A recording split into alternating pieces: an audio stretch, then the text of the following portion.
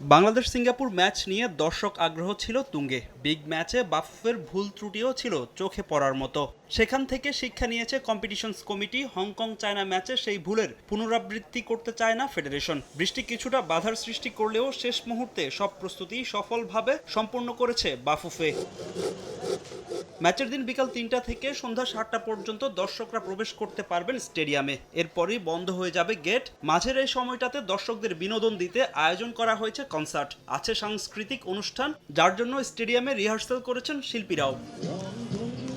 এদিকে ভেন্যু পরিদর্শন করেছেন এএফসির ম্যাচ অফিসিয়ালরা। গ্যালারি, মাঠ, প্রেস বক্স ও ড্রেসিং রুম পরিদর্শন করে দিয়েছেন গ্রিন সিগন্যাল। পুরো স্টেডিয়াম আমাদের আওতায়। আমাদের কিন্তু ম্যাচ কমিশনে চলে এসেছেন, উনি কিন্তু অলরেডি ইন্সপেকশন করেছেন। ওনার সাথে আমার একটা মিটিং হয়ে গেছে। উনি আমাকে ২-৩টা পয়েন্ট বলেছে যে এই জিনিসগুলো রেকটিফাই করতে হবে, ওটা নিয়ে আমরা কাজ করছি এখন। আর এখন কিন্তু আমরা এএফসি আওতায় চলে গেছি।